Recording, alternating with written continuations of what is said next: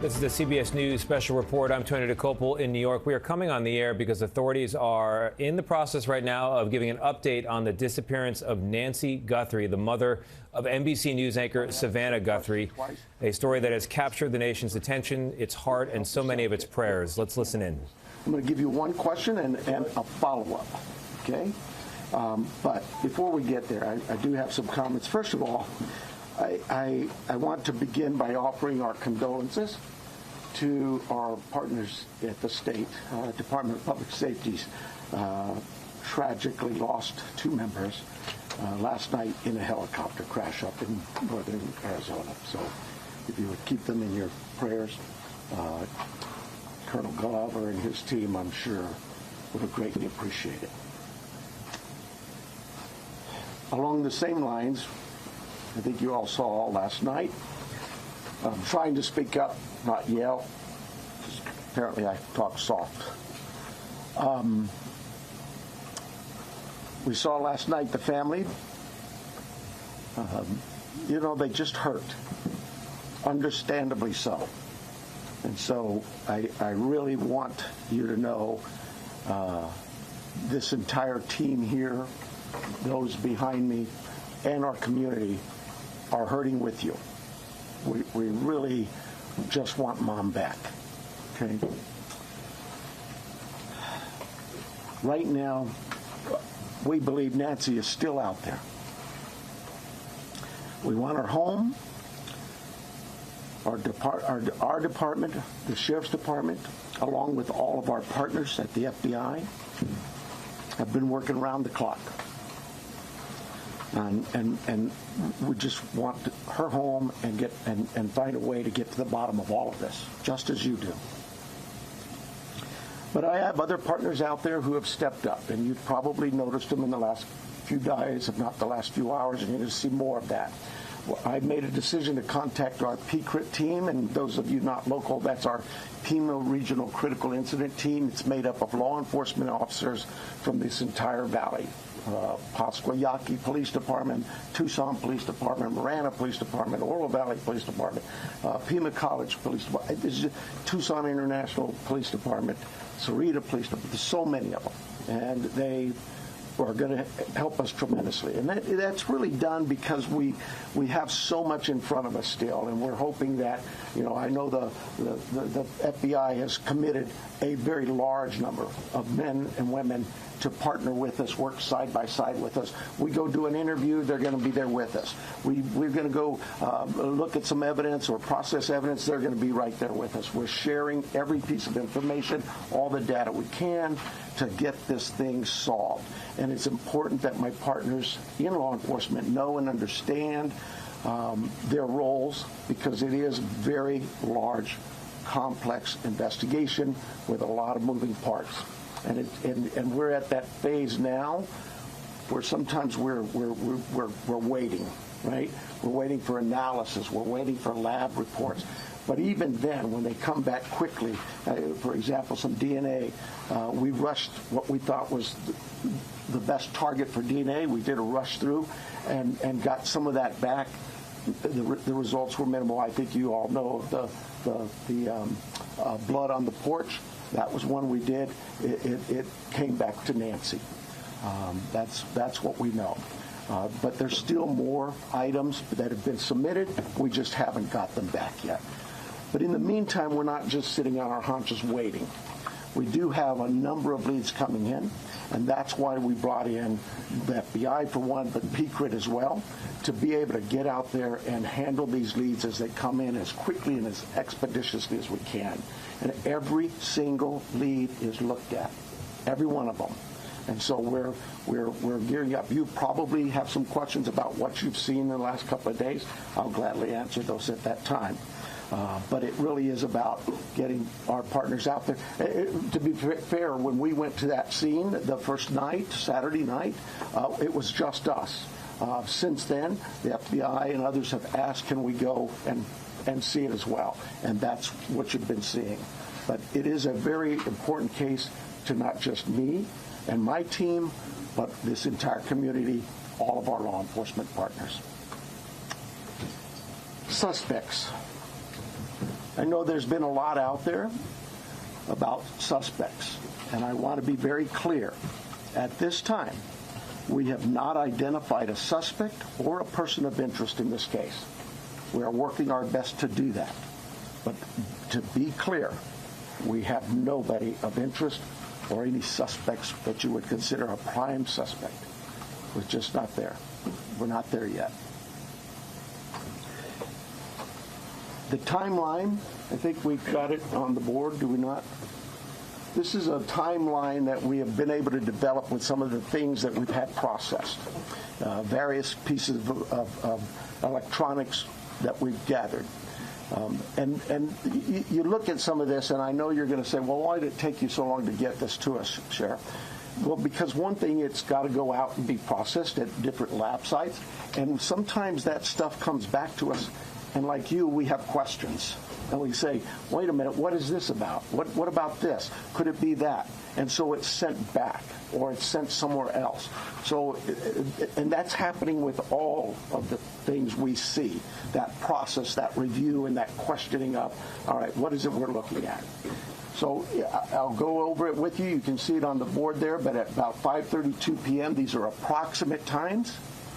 5:32 p.m., Nancy travels to her local family's home for dinner and playing games with the family, just visiting. At 9:48 p.m., which is very consistent to what we were told by the family, that Nancy was dropped off at home, and we know that because we have a garage door open at approximately, I can't stress that enough, at approximately 9:48 p.m. At 9:50 p.m., that garage door closes. It is that time we assume that Nancy's home and probably going to bed. Sunday morning, early morning, at 1:47 a.m., the doorbell camera disconnects. At 2:12 a.m., software detects a person on a camera, but there's no video available. They had no subscription, and therefore it would rewrite itself. It just kind of loops, right, and covers up. That's what our analysis teams have told us. We're not done with that. We'll do all we can, but that's what it says. So it detects a person on camera. Could that be an animal? I imagine that's possible. We don't know that. We just have no video. But we're not giving up on that. 2:28. Nancy's pacemaker app shows that it was a disconnect from the phone. And at 11:56 a.m., the family checks on Nancy, discovers her missing, and at 12:03 p.m., 911 is called in to the Pima County Sheriff's Department. I believe it's about approximately 10 minutes later, 12 minutes later, our patrol teams arrive. They see the scene, and we start our response with our search and rescue teams and our detectives from homicide and various units. In fact, every unit here, I think somebody questioned, how come there's an ICAC member out here or this member? Everybody in our criminal investigations team is a part of this team and part of this investigative effort. I think with that, let me make sure.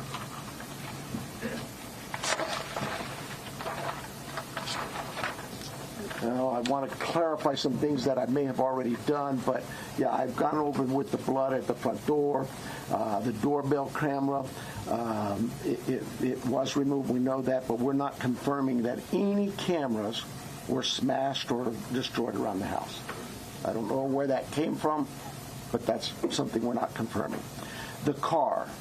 The car that was at the home, it's just standard investigative practices. It's part of the search warrant scene, court orders. We pull it out of there and do our scene processing with the vehicle. Uber. We did speak to a driver because Nancy, we learned, had been taken the Uber to the family residence, the daughter, for dinner. And we located that driver and spoke with them and got that information. The house, you guys got this, I think, conducting follow-up I think you said somebody had mentioned that they saw a team out there again last night or yesterday, and that's just, again, what I was talking about before. Our partners wanted a chance to see it and examine things themselves, and more importantly, it's just we're constantly following up on things and go, hey, what about this? So we want to go back and check on some things.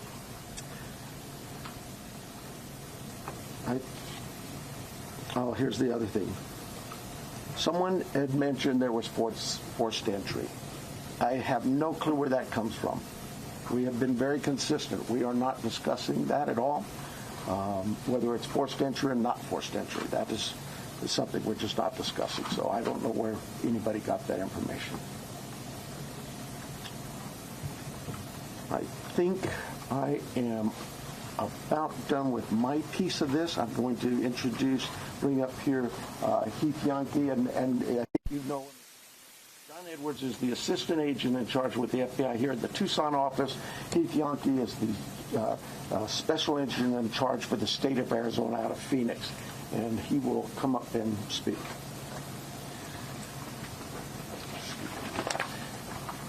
Thank you, Sheriff. Hello, I'm Heath Yankee, the special agent in charge of the FBI's Phoenix Division.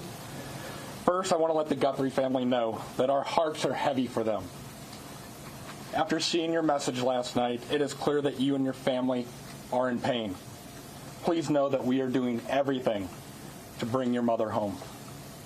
The FBI is now working this case jointly with the Pima County Sheriff's Department, and we're going to start today by announcing a $50,000 reward for information leading to the recovery of Nancy Guthrie and or the arrest and conviction of anyone involved in her disappearance, and this will be the missing persons with the reward that will be going out. The FBI has agents, analysts, and professional staff employees working day and night with our partners at the Sheriff's Department. We have deployed additional intelligence and agents from our Phoenix office. We have brought in our Critical Incident Response Group from Quantico, Virginia. Members from our Cellular Analysis Survey team are here, and they continue to collect and process digital information. We are actively reviewing and analyzing information from all digital sources, which includes banks, social media companies, phone companies, and any other organizations where a digital footprint could have been captured. All this information provides data points and helps put the picture together. And we will be in the community continuing to conduct a thorough investigation with our partners. You heard about us out there last night. We will be back out there today. I would ask the media, give our investigators the space to do their jobs while they're out there. Next, regarding the ransom letter. We are aware of a ransom letter that was sent to the local media and then to national outlets. As with every lead, we are taking it seriously. We are in communication with the family, and while we advise and recommend from a law enforcement perspective, any action taken on any ransom is ultimately decided by the family. Thank you to those in the community that have called in tips. For anyone out there that may have information, no matter how small you think it may be, please report it. You can do so by calling 1-800-CALL-FBI or online at tips.fbi.gov. My next message is to those imposters who are trying to take advantage and profit from this situation. We will investigate and ensure you are held accountable for your actions. We have made one arrest related to an imposter ransom demand, and a complaint will be presented to a magistrate judge later today. You will get more on that from the FBI and our U.S. Attorney's Office here in Arizona when it becomes available. To anyone that may be involved, do the right thing. This is an 84-year-old grandma. This is an 84-year-old grandma that needs vital medication for her well-being. You still have the time to do the right thing before this becomes a much worse scenario for you. Please return Nancy home. Thank you. All right, so you want to call them or you want me to call them? You can call them up. Okay, so the first person we're going to start with the list is going to be NBC National, Liz Prince. Right here. Can you walk us through that timeline from when you believe, if you look at this here, from 147 to 228, what you think happened there, and what particular software would have detected somebody on camera? I don't. I know we know the software that was there, but I'm not. Sorry, I'm just not in the weeds. I know that. Think of your doorbell cameras. Somebody walks up. My wife's. If I walk up, she gets an alert, and it's usually something like that. A person's detected. So to understand the follow-up, one, does that mean that it was about a 45-minute span that this suspect or suspects would have been on the property? And then also, does this essentially mean that you've cooperated with the tech companies and you can officially say that no surveillance video is available from the home? We know that the tech company that we sent that camera off to, yes, they've said they've run out of ways to recover any video. Next person's going to be ABC News, Aaron Katersky. Yeah. I'm sorry, was what 45 minutes? Can we say it's about a 45-minute span that somebody would have been on the property then, from 147 to 228? Yeah, I think those times speak for themselves, and it is about, like I say, those are approximates, so yes. I'm sorry, who was next, did you say? Aaron Katersky, ABC News. Hi, Sheriff. Thanks very much. Is there information that you are purposefully withholding because of the active investigation that might be leading you in a particular direction? You know, this is no different than any criminal investigation that we conduct here. Law enforcement has conducted investigations since 1865 here in Pima County. We're always mindful of what it is that's in front of us and what we should release and can release. There's legal guidelines that guide us, but there's also strategy too. So, you know, I'll leave that for you to determine. Now that you are having such an injection of manpower from the Pima Critical Incident Team and the FBI, would you slow to bring that in at the outset? Should all of these resources been brought to bear sooner? I guess that, you know, it's Monday morning quarterbacking. I do it all the time, so you have the opportunity to do it for me. I'll take that hit. CBS News, Jonathan Vigliotti. Sheriff, over here, has there been any proof of life, and has there been any sign of life?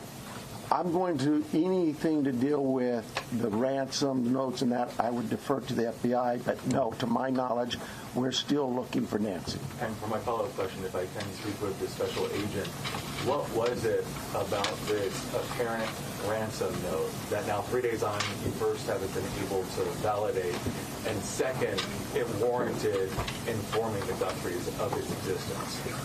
So the ransom note that was sent out there, obviously every lead in this case we are taking extremely serious. But not everyone is presented to the family. Why this one?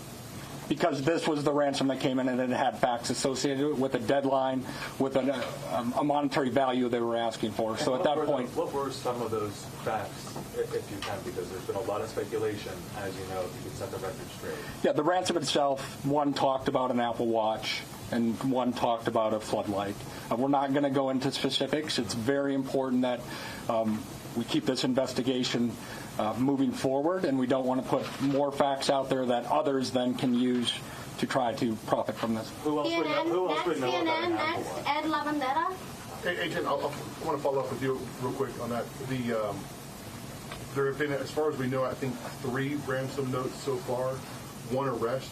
Are they all different? Or do you think there's different authors behind all of them? Or... So the one that went to the media is the one we were currently investigating and working on. The imposter that I talked about, where an arrest was made early this morning, that there will be more information. We believe there's no evidence to connect this to Nancy's case. It was someone that was trying to profit from it, a total imposter. And Sheriff, you started off the press conference by saying you believe that Nancy is still out there. Do you have reason to believe that she's still out there alive, or are you fearful of the worst case scenario here, that she won't be found alive? Well, I'm certainly fearful of that. I think we all are. But it is we operate from a position that until we know she's out there, she's alive, and we're going to continue thinking that way until we find her. Fox Digital, Mike Reese. Yeah, sir. Mike Reese from Fox Digital. Sheriff, you said you've identified no suspects. Have you ruled out anyone she was with on Saturday night? You know, we've talked to so many. I'm sure that my investigators have feelings about this one's clear or this one isn't. But no, I wouldn't say anybody's ruled out yet, because what if I rule you out and then later I learn something else? No. So my follow-up, you mentioned that you don't know where the reporting of a forced entry came from. Do we know how whoever did this got into her house? That I would not discuss with you anyway. Fox News, Paul Morrow. Question for Agent Edwards, if I may. Agent Edwards, will the Bureau be submitting the DNA for investigative genealogical investigation relative to maybe hitting a relative, somebody, if you will? I would say the DNA aspect of this case is being handled by the Pima County Sheriff's Department right now. However, should we get to that point, yes, that would be an option for the FBI to assist. And a quick follow-up, does the ransom note that you're working establish any communication protocols in it?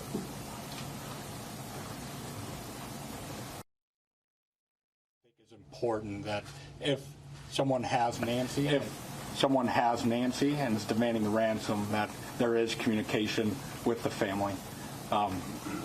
We talked about has been no proof of life, and there was no other demands within that letter. So they're still waiting for communication. ABC affiliate, Ashley Holden. Right here, Ashley Holden. When you say the doorbell camera was disconnected, do you believe that camera was taken? We do not have it in our possession. We've not located it. And then a follow-up. I know that we've been hearing a lot about ransom notes. We were also hearing in that video that was put out by the Guthrie siblings, and I don't know if this is a question for the FBI or yourself, but the challenges of seeing an image and knowing that it's real. Could one of you address that? Has the family received correspondence, any images, videos? So we're not going to go into facts regarding this part of the investigation. I think part of that message was with AI these days, you can make videos that appear to be very real. So we can't just take a video and trust that is a proof of life these days because of the advancements in AI and trying to actually get a proof of life that we can verify. But we're not going to go into anything the family may or may not have received. KOLD, Catherine Patterson. So in regards to a timeline on that ransom note, is that being an impact in your investigation? Are we nearing that timeline? I'm sorry, one more time. So in regards to the timeline in the ransom note, are we nearing that timeline? And is that playing a part in the investigation? We're not going to go again into specifics of that part of the investigation with the ransom note other than what we've put out there. We've been transparent. We're talking about we are working that ransom demand, but we don't want to go anything further than that could impact any opportunities. So thank you. Is there any additional physical evidence at the crime scene other than the technology that you guys are using for this timeline? Is there anything else that's helping you guys other than really the technology? Well, I think I said on day one is that it's technology that's going to really help us solve this case. But no, I mean, you know, we did do a process of that scene for biological evidence, so we're still hopeful that maybe something will show up there as well. Arizona Republic, Richard Rella. Agent Yankee, yes. We saw on the scene, I believe it was you, taking a tripod into the home of the sister. How involved was the FBI, if at all, in creating the video? Any advice for the family on what to say? I would say we use our expertise and provide consultation and advice anytime a family would ask for our advice in a kidnapping. It's ultimately the family's decision of what they put out and any messages they put out. But we were, obviously, you're all documenting every move we make. We were there last night in talking with the family. But every decision is theirs. Right, that was a tripod and a ring light. And Sheriff Manos, you said the blood was found on the porch and on the front stoop. Just wanted to verify that? I say porch, front stoop. It's all in that same general area by the front door. Front of the house. Front door, yes. What, given her medical condition and the fact that it was her blood, as you say, what what would her medical condition do with her recovery if she indeed bled out or was bleeding when she left the house? Well, again, I've got to be careful for HIPAA, but I would say this. We know she is in need of medication, daily medication. And we also know that this is day 4 or 5, and still we don't know that she's getting her medication. That could in itself prove fatal.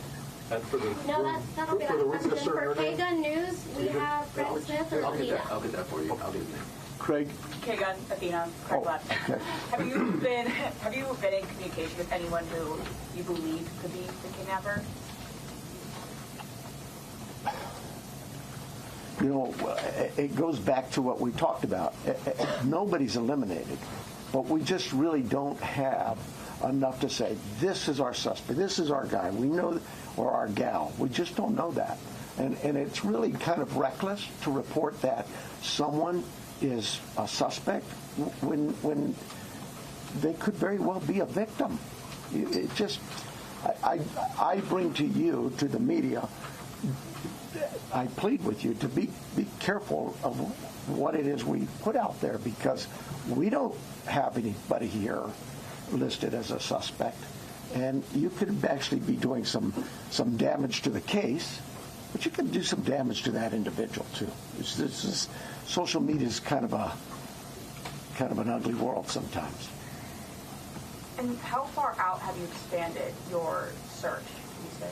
You know, I would tell you this. Look, nothing's off the table. If we get a lead that there's somebody, hey, you've got this over here or over here, we're going. And that will expand and expand and expand. I think the FBI, with their billboards, they're now planning to put those up at every state around here, at all of our neighboring states. So, we use you, the national media, the FBI with their national outreach, to affect that for us. As far as the actual investigation, naturally the scene is the primary, and we just keep spreading it out as we get more and more leads. Court TV, Cody Thomas. Hi there, Sheriff. Actually, my question is for Agent Yankee. You know, we saw Savannah Guthrie and her sibling family put out that video last night on Instagram addressing, you know, the tragedy that this is, but also addressing the ransom letter saying they're ready to talk. My question is, did the FBI or any other agency help them craft that message to put out on social media? Like I said to the previous question, we have an expertise when it comes to kidnappings. And when families want advice, consultation, expertise, we will provide that. But the ultimate decisions on what they say and how they put that out rests with the family itself. And as far as suspects, I know we haven't identified one, but what type of suspect or suspects do we think we're dealing with here? At this time, like the sheriff has said, there is no primary suspect identified, so it could run the gamut. So. KPNX, Troy Hayden. Are you actively investigating the son-in-law in this case? I know there were reports earlier this week, and you refuted that. You said you haven't eliminated everybody.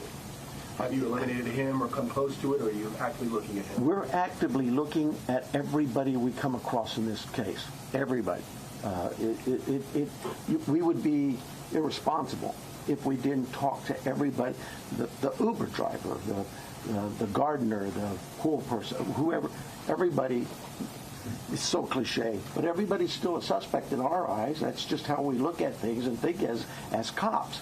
Does that mean we have a prime suspect? No, and the family's been very cooperative. They've done everything we've asked of them, and we want that relationship to continue. And sometimes people can be mean out there, and that can really harm us and harm our efforts. Did you find blood anywhere else in the home besides the porch? The only DNA evidence we've got back is on the porch. We prioritize things and we rush things, and those items we put out to a lab to rush it. And even then, it's 2, 3, 4 days. The other items could take 10 days, 20 days, but we saw the importance of that blood. It came back to Nancy. So it was only there, it wasn't anywhere else in the house? I don't know that. We processed the house for biological evidence, and we've not gotten anything back. Newsmax, Sarah Williamson. Hi there. My question is just piggybacking off our colleagues here about how far this search has gone. When it comes to doorbell cameras, you say technology plays a critical role in this. Have you been actively door-knocking the neighbours and businesses and collecting those doorbell cameras?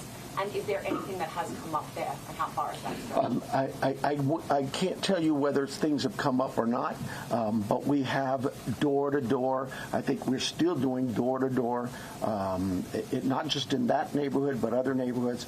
Just as leads come in and take us somewhere, we're going to do those things. Okay, and just to follow up as well in regards to the video that was released by Nancy Guthrie's children last night, just to clarify, that was not coordinated with any law enforcement beforehand, and that you hadn't seen that video before it was released? The FBI is handling all things with the ransom. I think the answer was yes, we were there. The media was there. We can help coordinate, provide that consultation, but that is the family's decision of what they film and what they put out. Fox 10, Justin. Agent Yonke, this one's for you. Following up on that video that was released yesterday, you said, ultimately any further action is decided on by the family. Since then, have they expressed any more interest in more efforts to try and get in contact? Who is behind the ransom letter? And do you have a crisis or any sort of hostage negotiator with your team for that type of situation if it moves forward? So the two parts to that question I think it's pretty clear. The family wants to be contacted. They know time is of the essence. And if those that may have Nancy are watching this, the family is ready to talk, get proof of life, because there has been no contact after that ransom note went to the media. For your second question, yes, we have crisis negotiators. That is part of our team here locally, along with the personnel we brought in from Quantico, and they will be part of it. But we're not going to go beyond that of any specifics. Sheriff Nanos, taking down the crime scene perimeter after Monday's investigation and really opening access to that property to everyone else, was that something you would do differently looking back, knowing that federal authorities also conducted a search yesterday? Would you have kept that perimeter up, knowing that? Monday morning quarterback, I probably would have, but I'll say this.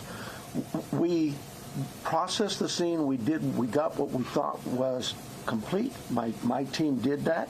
I have to have all the faith and trust in their abilities and their skills, and I think they went through that pretty well. But because another agency now steps in and wants to assist, we're just like with you, we're an open book. Absolutely. How can we help? One of the things people don't see, I heard your question about, and we left and then others could walk up. When we process a scene and we're done, we return that scene to in this case, the homeowners, the family. And we don't just go march back in there. We call the family again and get permissions to go back to the home. So, yeah, there's... Again, Monday morning quarterback, absolutely. I probably could have held off on that.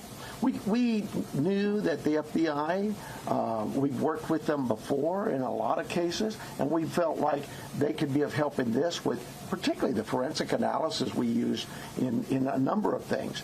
But at the start of this thing, we weren't sure what we had, and as the day progressed, we realized that there could be more to this, and we started in that.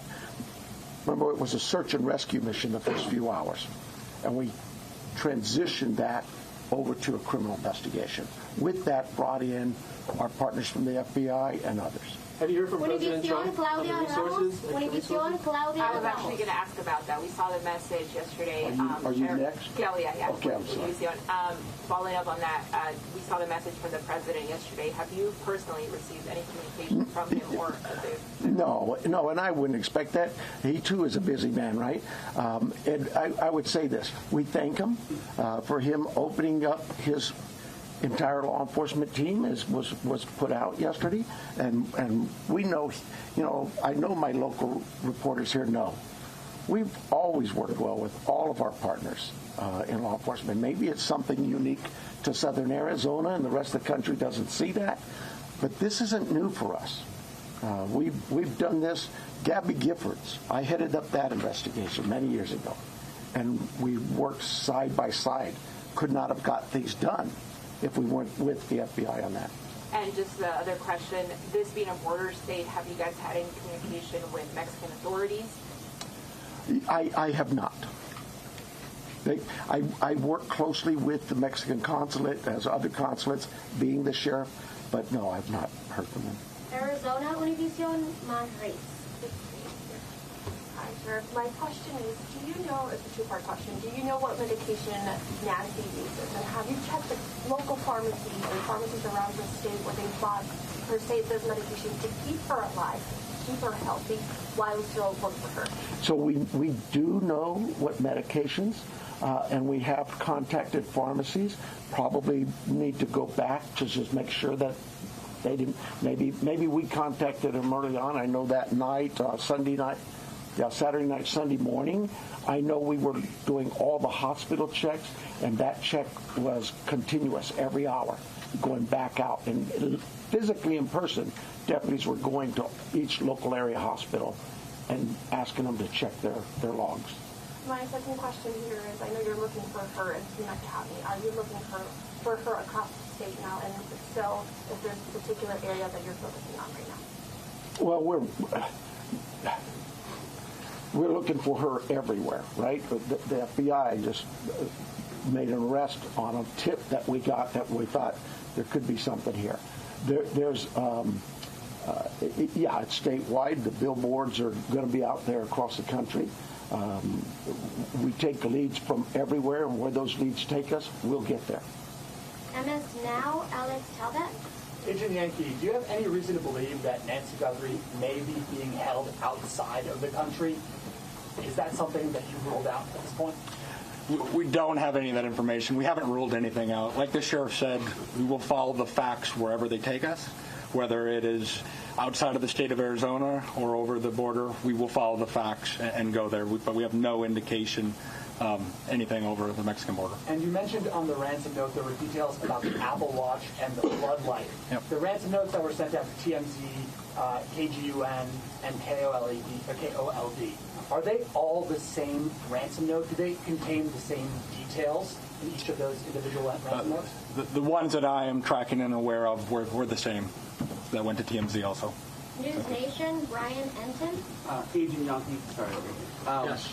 When did You've been watching a very substantial update on the investigation into the disappearance of Nancy Guthrie, the Pima, Arizona sheriff there, the FBI there. We learned a whole heck of a lot. And to talk about some of that, we are here with Anna Schechter, who oversees our crime and public safety unit. She's with me now. Anna, I've got a list. You've got a list. It stood out to me, first of all, that they believe she is still alive.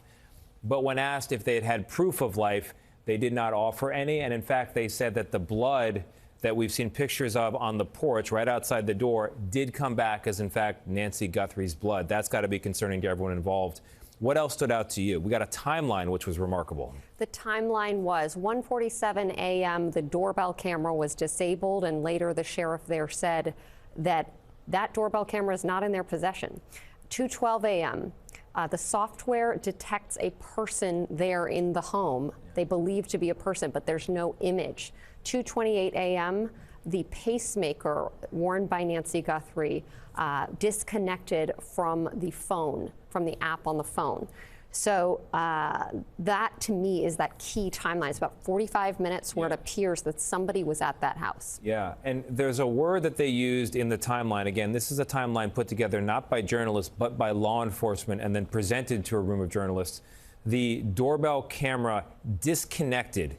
That word, to me, sounds like someone took an initiative to cut something off, or the battery dropped out at that point. What do you make of that word choice?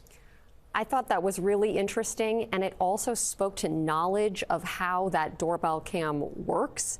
Potentially, had somebody cased that prior, that was very interesting that they could successfully disable it in that way, and they knew that there was a doorbell camera there, and they didn't want to show up in that footage. We had an hour-long briefing. We have a timeline that is fuller than before. We have repeatedly law enforcement saying we have no suspect, we have no person of interest. At one point, Sheriff Nano said, we got nobody. And in that way, we still consider everybody a potential suspect. Are you surprised 5 days in that the combined efforts of the sheriff and the FBI have led to still nothing? It is surprising, I have to say. It's just a wide range of people. There was an Uber driver that picked her up and took her to dinner at her daughter Annie Guthrie's home. So that person was interviewed. The person who cleans the pool, the gardener. Also, the son-in-law was the last person to drop her off after that dinner. And there were a lot of questions about that. And the sheriff had told us previously that he saw that she safely got inside the house. In fact, we learned a little bit more details. The garage door was opened and then closed. And on the subject of inside the house, I thought it was remarkable that after widespread reports for days about forced entry and the concerning circumstances of her disappearance, they say we're not going to comment actually on whether it was forced or not.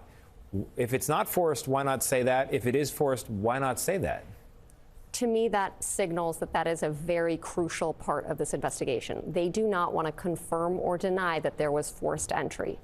If there's not forced entry, that points to somebody who had access to the home. Yeah. If there was, points to somebody who didn't. So that takes it in two very different directions. Well, we're going to be covering all this tonight on the CBS Evening News. Anna, thank you very much. As I said, this is a story that has captured the nation's attention, captured its heart, and so many prayers today. You've been hearing the Pima County, Arizona sheriff saying he does believe Nancy Guthrie is still out there, but admits there is no suspect or person of interest identified in the case as of yet. Our coverage will continue on CBS News 24/7, your local news, and also tonight on the CBS Evening News. This has been a CBS News Special Report. I'm Tony DeCopel.